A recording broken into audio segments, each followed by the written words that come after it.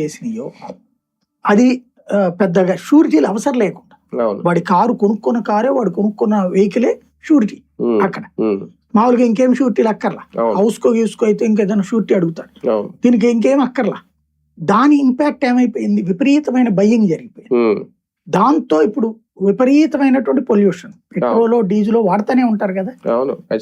ఇవి ప్రపంచవ్యాప్తంగా కూడా మనుషుల ఆలోచన గత 10-15 ఏళ్లలో అంతకు ముందు ఒక మామూలుగా మనోడు మనోడు మనోడు మనకి తెలిసినోడు అనే ఫ్రెండ్షిప్. ఇప్పుడు స్ట్రేచర్ ని చూసి గౌరవించడం నేర్చుకుంటున్నారు.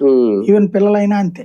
ఒక గవర్నమెంట్ స్కూల్లో చదువుతున్న పిల్లలతో సహవాసం చేయడానికి తమ బిడ్డలను అంగీకరించరు ప్రైవేట్ స్కూల్లో చదివించే తల్లిదండ్రులు.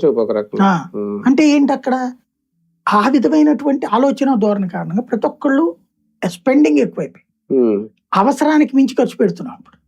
ఈ అవసరానికి మించిన ఖర్చులతో వచ్చినటువంటి లగ్జరీకి ప్రకృతే నాశనం. ఈ ప్రకృతి నాశనం అయినప్పుడు ఆటోమేటిక్ గా ఎదురయ్యే సమస్య ప్రపంచవ్యాప్తంగా ఎల్నినో ఇంపాక్ట్ అనేటటువంటిది ఎన్నేళ్ళు ఉంటుందో చెప్పలేకపోతున్నా. అదృష్టం బాగుండి ఒక ఏడాది లోపు సెట్ అయితే ఓకే, లేదంటే 3-4 ఏళ్ళు ఉందంటే కనుక ప్రపంచంలో ఎన్ని కోట్ల మంది చచ్చిపోతారో తెలియదు. కానీ ఒకటి సార్, ఇప్పుడు మీరు అన్న సబ్జెక్ట్ లోనే ఇలాగే మనం ఉంటే అంటే ఇంకా పెరుగుతాయి. ఇప్పుడు కార్లు వాడకాలు పెరుగుతాయి, పొల్యూషన్. ఇప్పుడు ఢిల్లీ లాంటి చోట డీజిల్ వెహికల్స్ బ్యాన్ చేశారు ఇలాగే.